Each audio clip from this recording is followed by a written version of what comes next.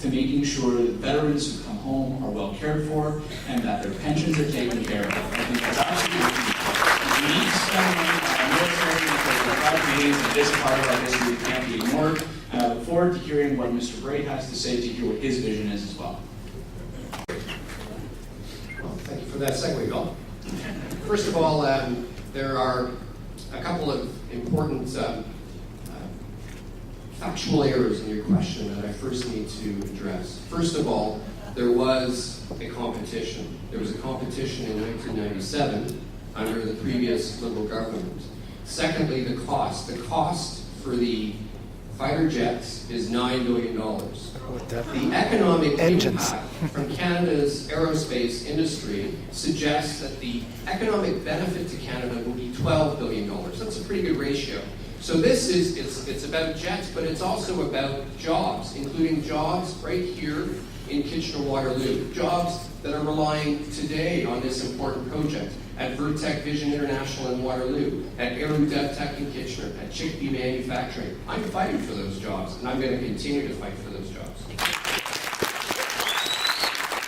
The quality of our economy rests on the capacity to produce weapons of destruction.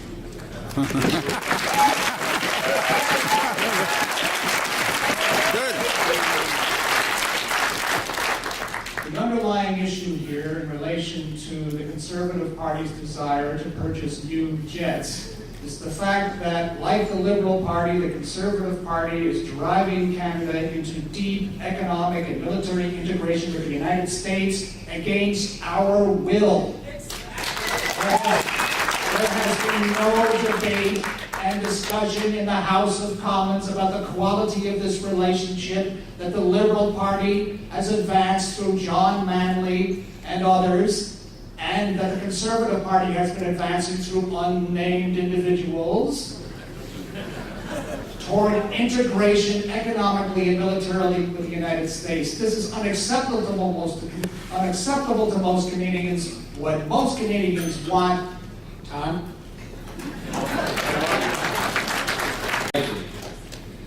I think it's important to note that one of the reasons why the Conservative government was found in contempt is because they refused to release accurate figures on the jets.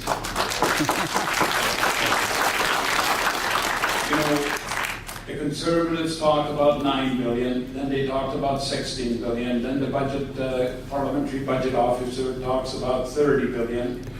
American congressional budget people talk about much higher than $30 billion. The other story I saw the other day that, hey, these jets don't even have engines.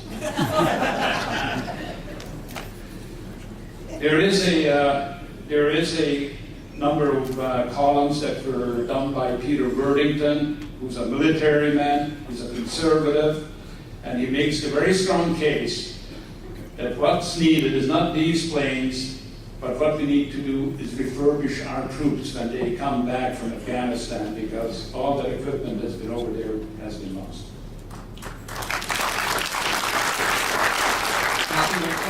In Canada and internationally is nonviolence. It doesn't mean we don't have a military, but it means we have to think very long and carefully about the kind of expenditures that we make. And I don't think this kind of thoughtful consideration has been made in regards to this purchase.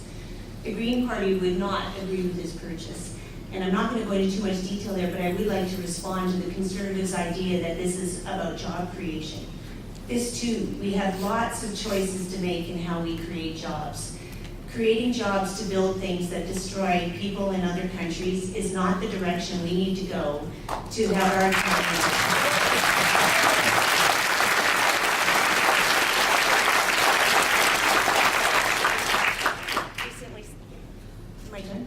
I recently spoke with someone from Chickpea Manufacturing, and I was quite surprised to hear that they actually aren't manufacturing anything for the military in terms of weaponry right now. So they're actually going to be asking that company to change their manufacturing processes to build these kinds of machines, and I think that's appalling and the wrong direction for this country to go. It's a central issue, but it is a major issue to me. As a nationalist, I feel the CPC is one of the last strongholds defenses we've got against the massive overflow, the tsunami of American media pouring in our country that literally dictates many of the things you're talking about. I want to know the position of each of you on supporting the CBC, whether you will honor or what you will do. And the Parliamentary Committee recommended $40 per capita, up from 33, which still would put us somewhere in the lower half of the democratic world in support of public broadcasting. The vote for the CBC signs around, and I wanted to make sure I responded before anyone even had the chance to ask. Just following the English language debate, do you know what I saw in a privately owned paper? What the Mao? That was the title on the Toronto Sun. What the Mao? As in Mao Zedong? As in the communist leader of China, who is responsible for hundreds of thousands of deaths, if not more. They were making that comparison between him and the liberal leader, Michael Ignatieff, because Ignatieff had said that we needed to let flowers bloom, which they said was a reference to a Mao speech. It wasn't. It clearly wasn't. And this is the kind of misinformation that you get from a lot of private media, and it's going the way of the United States. We need to stop it. The best way to do that is to support the CBC.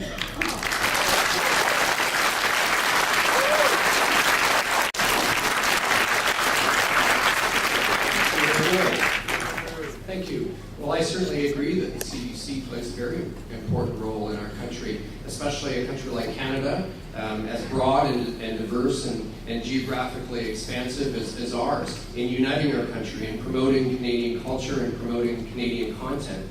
That's why our government has increased funding to the CBC in every one of our budgets. And we will continue to strongly support the CBC because of the important role that they play in promoting and advancing Canadian culture. In fact, the only federal party represented at this table that's cut funding to the CBC is the Liberal Party.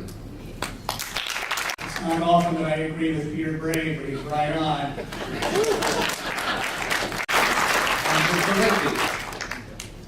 Just to correct the figures, my wife, both Professor Powers and Mr. Bray, to check out the figures put in place in 2006 when the Liberals left the House budget for the CBC, and compared to 2011 figures, the 2011 figures are lower than the 2006 figures. So I think it's important that we get that fact right. The fact is that yes, we had a tough time because the Conservatives nearly bankrupted Canada. CBC, gives the country great Canadian identity. It promotes Canadian unity. I have a poster in my office on the CBC. I support the $40. The students love the poster. They love Rick Mercer, and thanks to Rick Mercer, we're probably going to get a higher student vote. So by all means, yes, I think the CBC is one of our real national institutions that we need to support.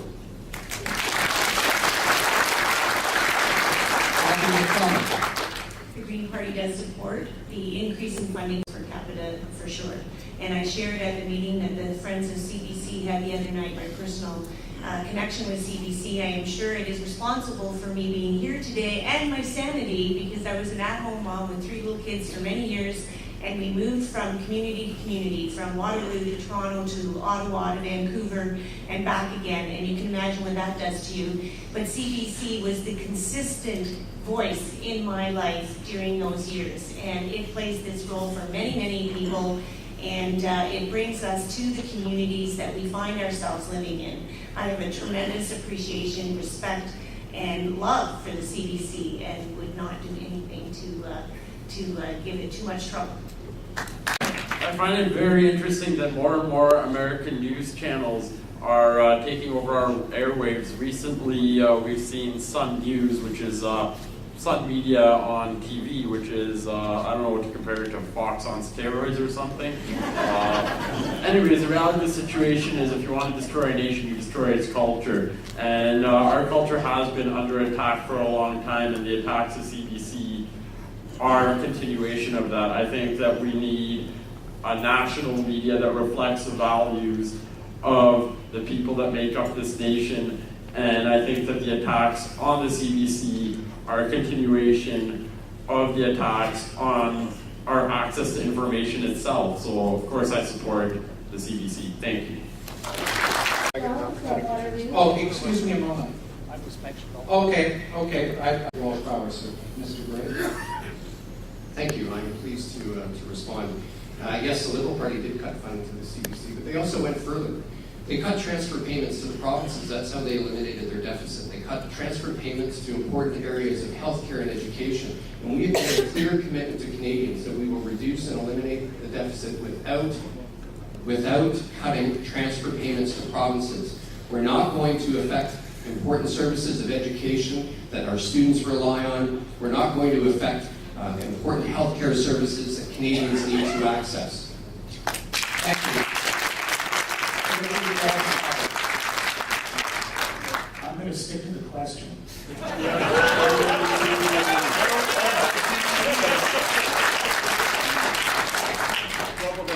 The reason why it's important to consider what has happened to the CBC is, despite what we heard from someone else who was sitting on the panel, that a previous government in fact supported the CBC.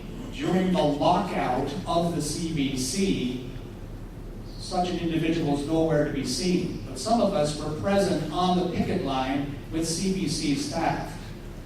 In addition,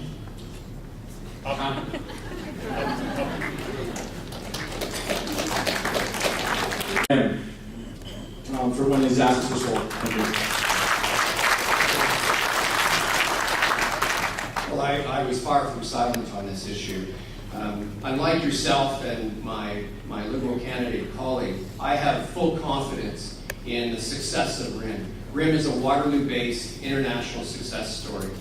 As I mentioned earlier, the Nortel assets were not sold.